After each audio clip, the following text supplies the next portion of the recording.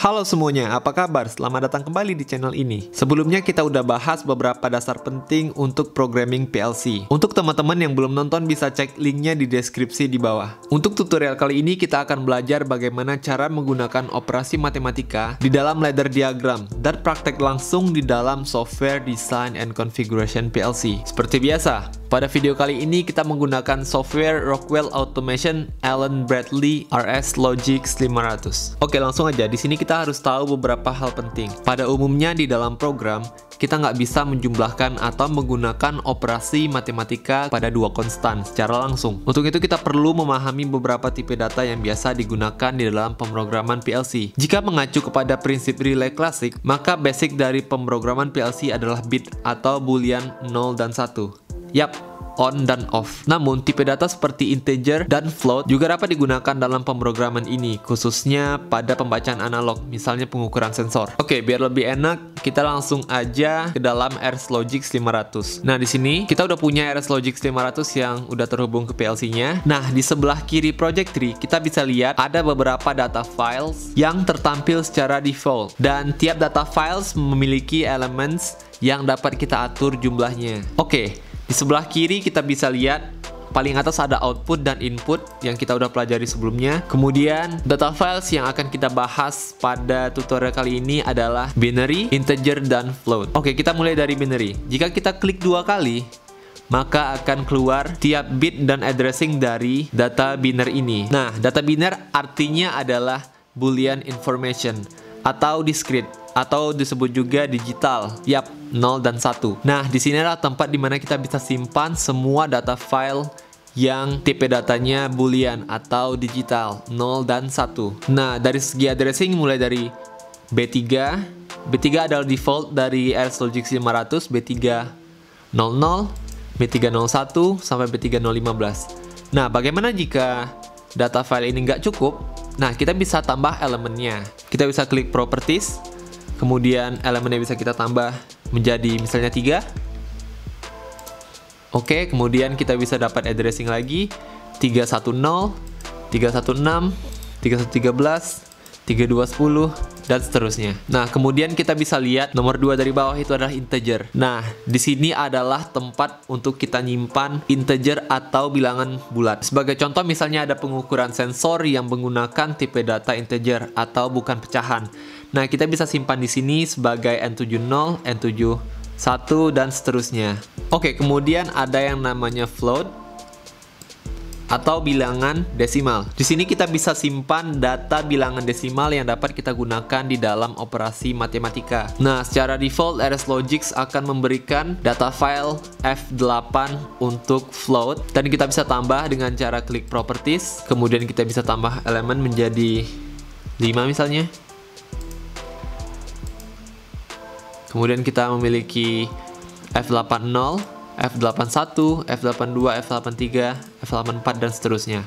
Oke, kita kembali ke operasi bilangan matematika. Nah, di sini kita butuh angka untuk digunakan di dalam operasi matematika. Operasi matematika yang akan kita bahas pada tutorial kali ini adalah penjumlahan, pengurangan, perkalian, dan pembagian. Nah, di sini kita nggak punya sensor yang datanya dapat kita gunakan untuk operasi matematika. Oleh karena itu, seperti tutorial sebelumnya, kita bisa gunakan data dari counter. Di sini kita bisa tambahin counter.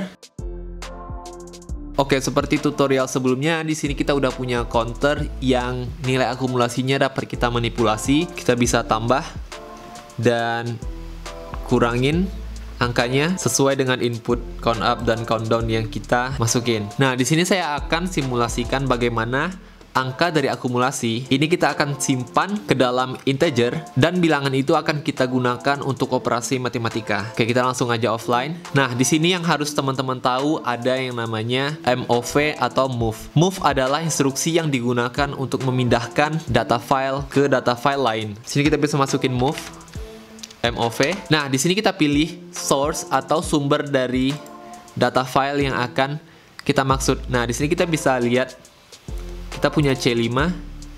Nah, kita punya C5. Nah, di dalam C5 atau counter ada beberapa status bit yang dapat kita gunakan di dalam program. Nah, di sini saya akan menggunakan akumulasi. Nah, jadi data file dari C5 akumulasi kita akan pindahkan ke dalam data file integer. C5 dot akumulasi akan kita pindahkan ke dalam integer N7.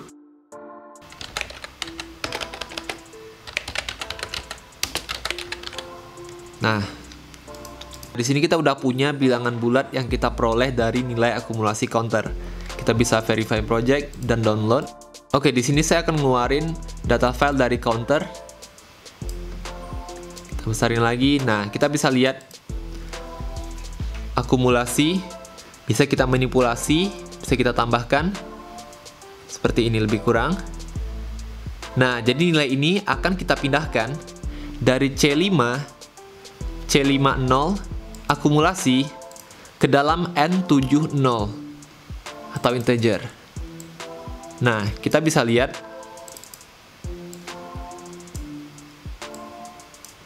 akumulasi dan N70. Ini akan memberikan nilai yang sama. Nah, bisa kita lihat 4, 5, 6, 7, 8. Nah, nilai ini akan kita gunakan untuk operasi matematika.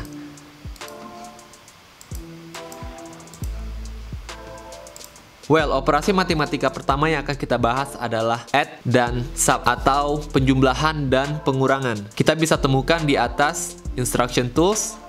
Di sini ada compute atau math, kita tambahin add, dan yang bawah kita tambahin sub. Nah, default di dalam function block ini ada source A dan source B. Nah, di sini kita salah satunya itu kita harus isikan addressing dari bilangan bulat yang kita maksud. Oke, langsung aja di sini kita akan masukin bilangan bulat yang udah kita definisikan tadi, N70. Kemudian source B itu adalah kita mau tambahin berapa. Nah, di sini kita bisa tambahin misalnya 3. Nah, kemudian destination. Destination adalah hasil dari penjumlahan A dan B itu mau dipindahin kemana atau mau disimpan di data file mana. Nah, di sini kita masih simpan di dalam integer yaitu di N7. Karena tadi N70 udah dipakai, kita N71. Oke, ini N70 ditambah 3. Kemudian sama untuk pengurangan, kita bisa masukin N70 sebagai sumber A, kemudian kita bisa kurangin 1 dan akan disimpan di N072. Oke, langsung aja kita bisa verify project dan kita bisa download. Oke, di sini teman-teman kita sama-sama tahu bahwa nilai counter adalah 0 pada saat ini. Dan ketika 0, otomatis N70 atau bilangan integer yang kita sudah simulasikan tadi itu juga akan bernilai 0 dan hasil dari pengurangan otomatis min 1 karena 0 dikurang 1 adalah min 1. Nah, di sini kita bisa lihat. Jadi di bawah source A itu adalah nilai langsung yang tertampil pada saat edit online. Kita bisa lihat integer yang kita punya. 0 adalah bilangan bulat yang kita punya. Kemudian kita punya N70 ditambah 3 dan N70 dikurang 1. N70 ditambah 3, kita bisa lihat hasilnya adalah 3 di N71. Dan ketika kita tambahkan bilangan bulat menjadi 1, maka penjumlahan hasilnya akan 4, yaitu 1 ditambah 3. Kita bisa tambah. Nah, ketika bilangan yang kita miliki adalah 4, maka 4 dikurang 1 adalah 3 pada pengurangan. Oke, saya rasa teman-teman bisa memahaminya dengan baik. Oke, kita bisa rangkum lagi. Jadi untuk penjumlahan, bilangan bulat yang udah kita simpan di dalam data file N70 akan kita jumlahkan dengan nilai yang kita tambahkan pada source B. Kemudian hasilnya akan disimpan di dalam N71. Nah, di sini kita punya sumber A nilainya 4, sumber B nilainya 3, dan hasilnya adalah 7. Begitu juga dengan pengurangan, kita punya sumber A nilainya 4, kemudian sumber B nilainya 1, dan hasilnya adalah 3. 4 dikurang 1 adalah 3. Oke, kita bisa offline. Oke, kemudian kita bisa tambahkan perkalian dan pembagian, yaitu multiple dan div. Nah, seperti biasa kita buat N70, kemudian dikali 2, kemudian kita bisa sumber A N70 dibagi 2. Nah, di sini akan kita simpan di N7. Nah, di sini kita bisa gunakan yang float, di mana float adalah pecahan desimal. Di sini kita bisa gunakan F80. Kita bisa simpan di F81.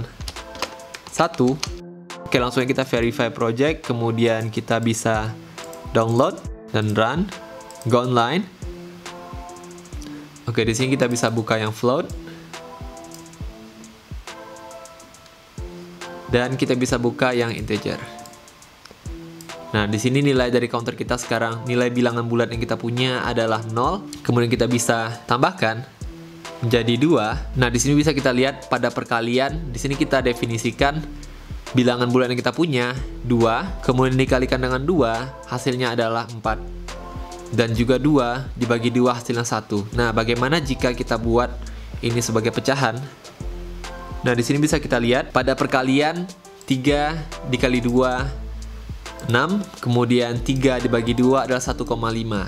Nah, karena kita mendefinisikannya di dalam data file float atau pecahan desimal, jadi dia bisa menggunakan koma atau pecahan. Mungkin kita bisa go offline. Oke, we're done for today. Itu dia bagaimana cara menggunakan operasi matematika, penjumlahan, pengurangan, perkalian, dan pembagian di dalam ladder diagram PLC programming. Jangan lewatkan video-video selanjutnya yang pastinya bermanfaat untuk teman-teman semua. Kalau kalian ngerasa dapat pengetahuan baru dan manfaat dari video ini, pastikan kalian support dan subscribe channel ini untuk sama-sama belajar dan berbagi ilmu pengetahuan. Jangan lupa komen apabila ada pertanyaan dan masukan. Thank you for watching. See you next time.